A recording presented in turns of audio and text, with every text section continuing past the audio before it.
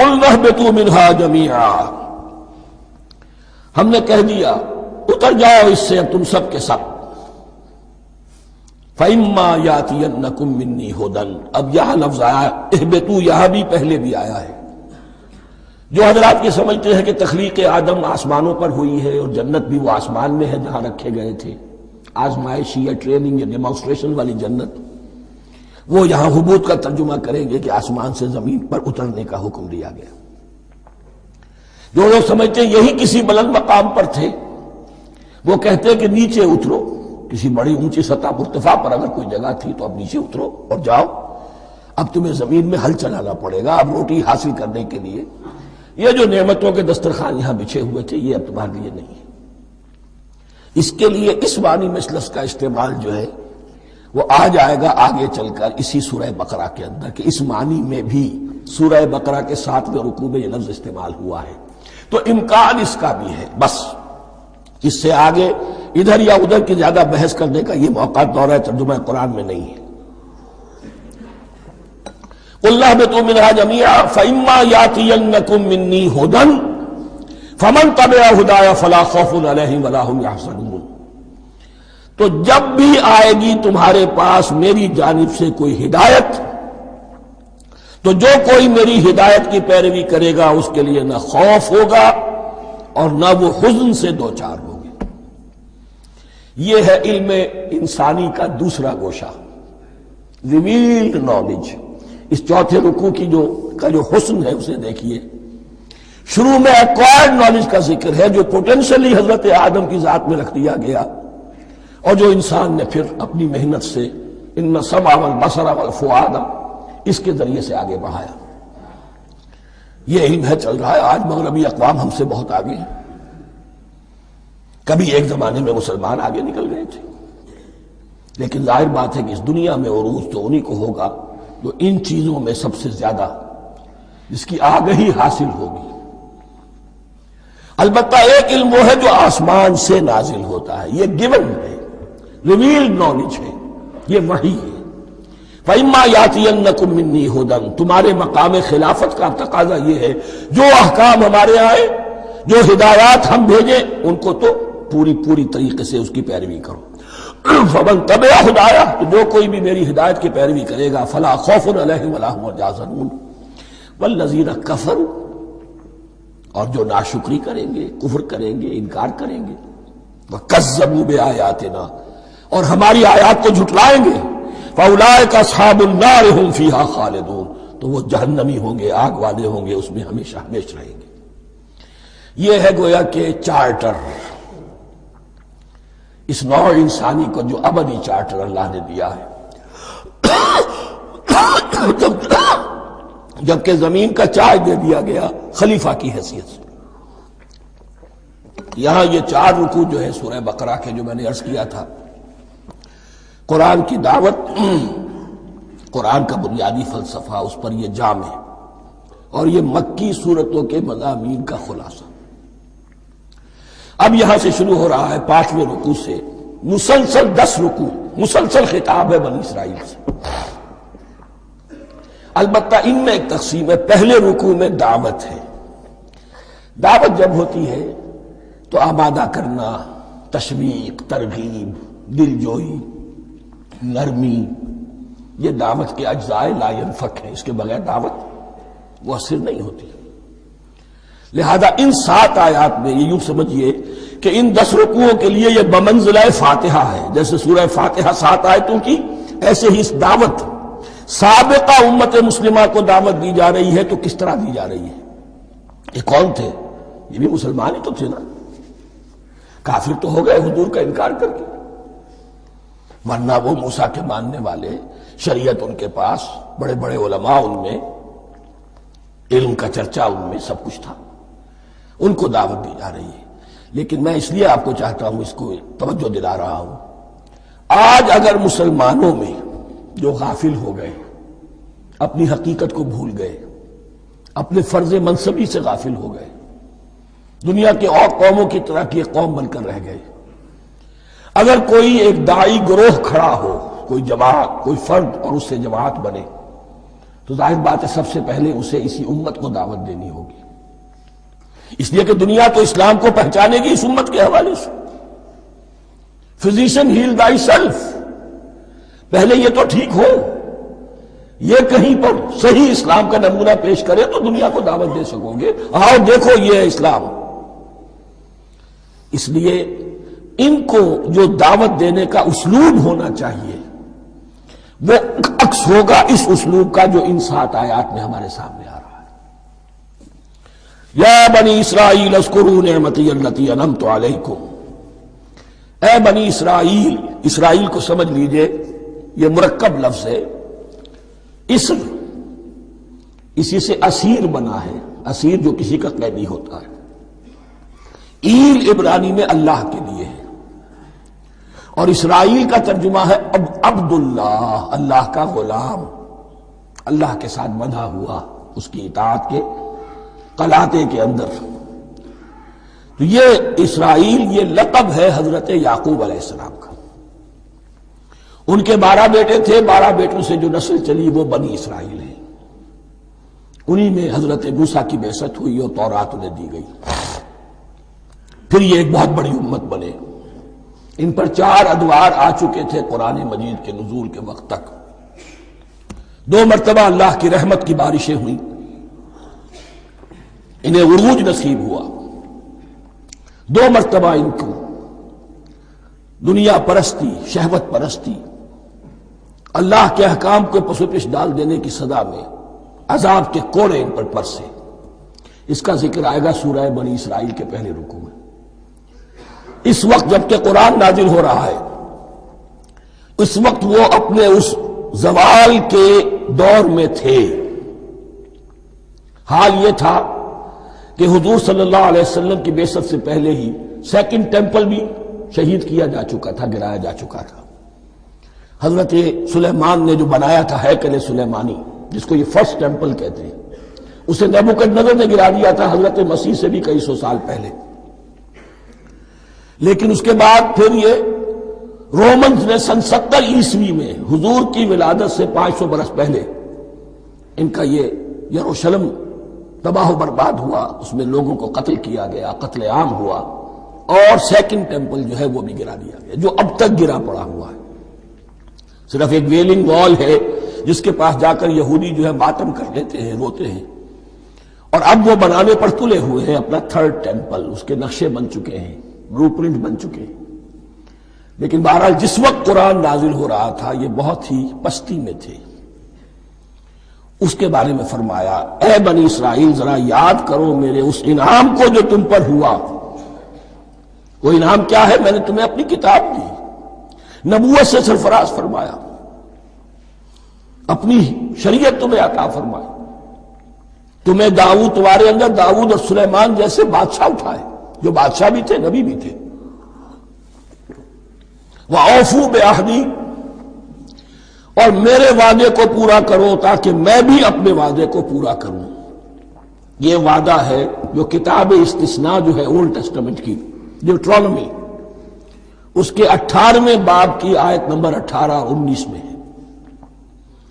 حضرت موسیٰ سے خطاب کر کے اس میں اللہ نے یہ الفاظ فرمائے، میں ان کے بھائیوں میں سے تیرے مانند ایک نبی برپا کروں گا اور اس کے منہ میں اپنا کلام ڈالوں گا، اور وہ وہی کچھ بتائے گا جو میں اس سے کہوں گا۔ یہ گویا کہ حضرت موسیٰ علیہ السلام کی امت کو بتایا جا رہا تھا کہ نبی آخر الزماں آئیں گے اور تمہیں انہیں قبول کرنا ہے۔ قرآن مجید میں اس کا بڑا تفصیلی ذکر سورہ اعراف میں آئے گا انشاءاللہ، لیکن یہاں فرمایا اوفوا بعہدی اوف بعہدکم، تم میرا عہد پورا کرو، میرے اس نبی کو تسلیم کرو، اس پر ایمان لاؤ، اس پر کی صدا پر لبیک کہو، تو میں تمہیں میرے انعام و اکرام اور بڑھتے چلے جائیں گے۔ وَإِيَّايَ فَارْهَبُونِ، اور صرف مجھ سے ڈرو۔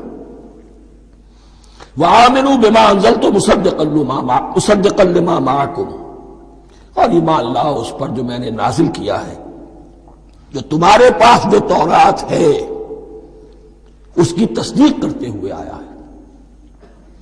اس کے 2 معنی ہے، ایک تو قرآن تصدیق کرتا ہے تورات کی اور انجیل کی، فیہا ہدی و نور، فیہ ھدی و نور، اور دوسرے یہ کہ قرآن اور محمد صلی اللہ علیہ وسلم ان پیشین گوئیوں کے مصداق بن کر آئے ہیں جو تورات میں تھی، ورنہ وہ پیشین گوئیاں جھوٹی ثابت ہوتی۔ ان کے مصداق کون ہے؟ قرآن اور محمد صلی اللہ علیہ وسلم، یہ دونوں معنی اس کے ہیں۔ وَآمِنُوا بِمَا أَنزَلْتُ مُصَدِّقًا لِمَا مَعَكُمْ وَلَا تَكُونُوا أَوَّلَ كَافِرٍ بِهِ، اور دیکھو تم ہی سب سے پہلے ان کا کفر کرنے والے نہ بن جاؤ۔ تمہیں تو سب کچھ معلوم تھا، تم تو منتظر تھے، تم تو آخری نبی کے انتظار میں تھے اور ان کے حوالے سے دعائیں کیا کرتے تھے کہ اللہ اس نبی آخری زمان کے واسطے سے ہماری مدد فرما اور کافروں کے مقابلے میں ہمیں فتح عطا فرما۔ یہ آئے گا آگے چل کر اسی سورہ بقرہ کے اندر۔ لیکن اب تم ہی سب سے بڑھ کر کافر ہو گئے، تم ہی سب سے بڑھ کر دشمن ہو گئے۔ وَلَا تَكُونُوا أَوَّلَ كَافِرٍ بِهِ وَلَا تَشْتَرُوا بِآيَاتِي ثَمَنًا قَلِيلًا، اور دیکھو میری ان آیات کے عوض حقیر سی قیمت قبول نہ کرو۔ یہ آیات الہیہ ہیں، ان کو رد کر رہے ہو کس لیے؟ ہماری مسندیں، ہماری حیثیت، ہماری چودراہٹیں، کہیں ان پر کوئی آنچ نہ آ جائے۔ حقیر سی چیزیں، یہ صرف اس دنیا کا سامان، اس کے سوا کچھ نہیں۔ وَلَا تَشْتَرُوا بِآيَاتِي ثَمَنًا قَلِيلًا وَإِيَّايَ فَاتَّقُونِ، اور صرف مجھ سے تقوی اختیار کرو، میرا تقوی اختیار کرو۔ وَلَا تَلْبِسُوا الْحَقَّ بِالْبَاطِلِ وَتَكْتُمُوا الْحَقَّ وَأَنْتُمْ تَعْلَمُونَ، اور نہ گڈمڈ کرو حق کے ساتھ باطل کو، اور بس چھپاؤ حق کو، ذرا حالانکہ تم جانتے ہو۔ یہ بات اچھی طرح نوٹ کرنی ہے، جانتے بوجھتے کرنا، ایک ہے مغالطے میں کرنا، وہ ضلالت ہے، گمراہی ہے۔ ایک جان بوجھ کر کرنا، حق کو پہچان کر اسے رد کرنا، یہ پھر اللہ تعالیٰ کے غضب کو دعوت دینا ہے، ریت آف اللہ، اس کے غضب کو دعوت دینا ہے کہ حق کو پہچان کر اس کی نفی کی جائے۔ وَأَنْتُمْ تَعْلَمُونَ، علماء یہود قرآن مجید میں آگے چل کر آئے گا، ایسے پہچانتے تھے محمد کو اور قرآن کو جیسے اپنے بیٹوں کو، یعرفونہ کما یعرفون ابناہم، ایسے پہچانتے جیسے اپنے بیٹوں کو۔ وَأَقِیمُوا الصَّلَاةَ وَآتُوا الزَّکَاةَ، دیکھو نماز قائم کرو، زکوٰۃ ادا کرو۔ وَارْکَعُوا مَعَ الرَّاکِعِینَ، اور جھکنے والوں کے ساتھ جھکو۔ یہ اول تو رکوع کو انہوں نے اپنے ہاں سے خارج کر دیا تھا، ثانیاً باجماعت نماز ان کے ہاں ختم ہو گئی تھی۔ وَارْکَعُوا مَعَ الرَّاکِعِینَ، جماعت باجماعت نماز کی طرف اشارہ ہے۔ أَتَأْمُرُونَ النَّاسَ بِالْبِرِّ وَتَنْسَوْنَ أَنفُسَكُمْ، کیا تم لوگوں کو نیکی کا حکم دیتے ہو، تقویٰ کی، پارسائی کی تعلیم دیتے ہو؟ میں کہہ رہا ہوں نا کہ اصل میں مخاطب کون ہے؟ علماء یہود۔ اس آیت سے ثابت ہو گیا عالم ہمارا بھی جب بھی کھڑا ہوگا اونچے سے اونچا آواز کہے گا، اعلیٰ سے اعلیٰ بات کہے گا۔ اکثر و بیشتر کا حال یہ ہے کہ ان کا اپنا کردار دیکھیے تو کوئی مناسبت ہی نہیں اس سے کہ جو وہ کہہ رہا ہے، جو لوگوں کو دعوت دے رہا ہے اس پر خود عمل نہیں۔ تو یہی در حقیقت علماء یہود کا کردار بن چکا تھا۔ أَتَأْمُرُونَ النَّاسَ بِالْبِرِّ وَتَنْسَوْنَ أَنفُسَكُمْ، کیا تم لوگوں کو نیکی کا حکم دیتے ہو اور خود اپنے آپ کو بھول جاتے ہو؟ وَأَنْتُمْ تَتْلُونَ الْكِتَابَ، اور یہ سب کچھ تم کر رہے ہو اس حال میں کہ کتاب پڑھتے بھی ہو، تورات پڑھتے ہو، صاحب تورات ہو۔ ہمارے بھی بہت سے علماء کا، علماء سو جنہیں ہم کہتے ہیں، حال یہ ہو چکا ہے، خود بدلتے نہیں قرآن کو بدل دیتے ہیں، ہوئے کس درجہ فقیہان حرم بے توفیق۔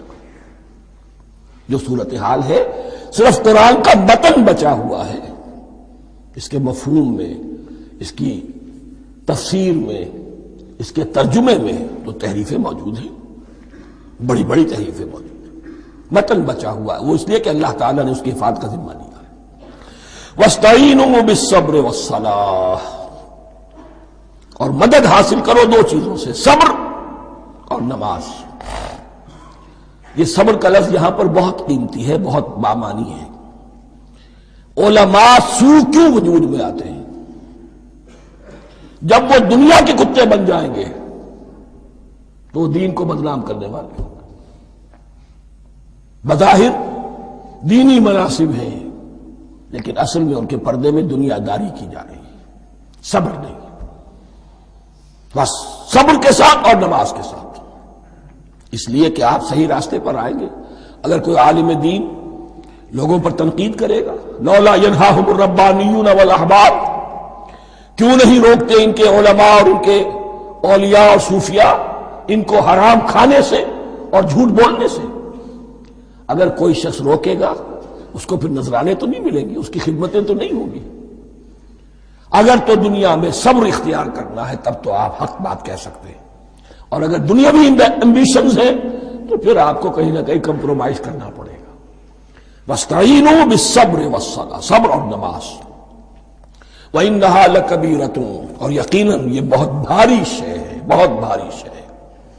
عام طور پر خیال یہ ہے کہ انہا کی ضمیر صرف صلاۃ کی طرف جاتی ہے، نماز بہت بھاری ہے۔ ایک رائے یہ ہے کہ نہیں، یہ پورے طرز عمل کی طرف جا رہی ہے، یہ طرز عمل کہ خود صبر کرو، اس دنیا میں صبر کرو، دنیا اور دنیا کے متعلقات میں کم سے کم پر قانے ہو جاؤ، اور حق کا بول بالا کرنے کے لیے میدان میں آ جاؤ، یہ طرز عمل۔ اور اس میں پھر نماز، الصلاۃ عماد الدین۔ وَإِنَّهَا لَكَبِيرَةٌ إِلَّا عَلَى الْخَاشِعِينَ،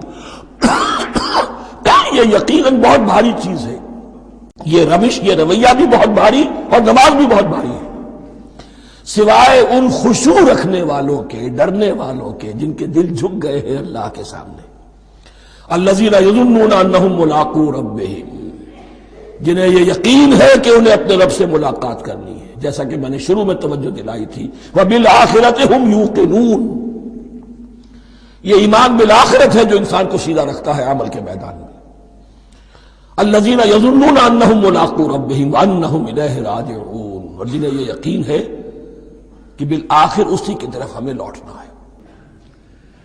یا بنی اسرائیل اذکروا نعمتی التی انعمت علیکم وانی فضلتکم علی العالمین واتقوا یوما لا تجزی نفس عن نفس شیئا ولا يقبل منها شفاعة ولا يؤخذ منها عدل ولا هم ينصرون۔ صدق اللہ العظیم۔ رب اشرح لي صدری ویسر لي امری واحلل عقدۃ من لسانی یفقہوا قولی۔ جیسا کہ میں نے عرض کیا تھا، سورہ بقرہ کے 5ویں رکوع سے اور 14ویں رکوع تک تو مسلسل، بلکہ 15ویں رکوع کی بھی پہلی 2 آیات شامل کرنی ہوں گی۔ یہ 10 رکوعوں سے 2 آیات زائد ہیں کہ جن میں خطاب کل کا کل بنی اسرائیل سے ہے۔ البتہ اس میں یہ فرق ہے کہ پہلا رکوع جو ہے وہ ان کو دعوت پر مشتمل ہے، نبی اکرم صلی اللہ علیہ وسلم پر ایمان لانے کی پرزور دعوت۔ بقیہ یہ 9 رکوع جو ہے یہ ان پر فرد قرارداد جرم ہے جو عائد کی جا رہی ہے۔ ہم نے تمہارے ساتھ یہ احسان و اکرام کیا، تم پر یہ فضل کیا، یہ کرم کیا، تمہیں یہ حیثیت دی، تمہیں یہ مقام دیا، تم نے اس طور سے اپنے اس مشن کی خلاف ورزی کی، اپنے مقام اور مرتبے کو چھوڑ کر اور دنیا پرستی اختیار کی۔ یہ جو 9 رکوع ہیں ان میں بنی اسرائیل کی تاریخ کا تو یوں سمجھیے کہ ایک بہت بڑا حصہ اور نمایاں اس کے فیچرز آئیں گے، لیکن یہ سمجھ لیجئے کہ اصل میں یہ امت مسلمہ کو بھی ایک پیشگی تنبیہ ہے کہ کوئی مسلمان امت جب بگڑتی ہے تو یہ چیزیں اس میں آ جاتی ہیں۔ چنانچہ احادیث موجود ہیں حضور کی، لَيَأْتِيَنَّ عَلَىٰ أُمَّتِي مَا أَتَىٰ عَلَىٰ بَنِي إِسْرَائِيلَ حَزْوَ النَّعْلِ بِالنَّعْلِ، میری امت پر بھی وہ سب حالات وارد ہوں گے جو بنی اسرائیل پر آئے، بالکل ایسے جیسے ایک جوتی دوسری جوتی سے مشابہ ہوتی ہے۔ ایک اور حدیث میں فرمایا لَتَتَّبِعُنَّ سُنَنَ مَنْ قَبْلِكُمْ، تم لازماً اپنے سے پہلوں کی پیروی کرو گے۔ اور اس میں اس حد تک بھی آپ نے وضاحت کر دی کہ اگر وہ سابق امت مسلمہ، سابق امت، اگر وہ گوہ کے بل میں گھسی تھی تم بھی گھسو گے، اور اگر ان میں کوئی بدبخت ایسا اٹھا جس نے اپنی ماں سے زنا کیا تو تم میں سے بھی کوئی شقی ایسا ضرور اٹھے گا جو یہ حرکت کرے گا۔ اس اعتبار سے ان رکوعوں کو پڑھتے ہوئے یہ نہ سمجھیے یہ اگلوں کی داستان ہے، پچھلوں کی کہانیاں ہیں۔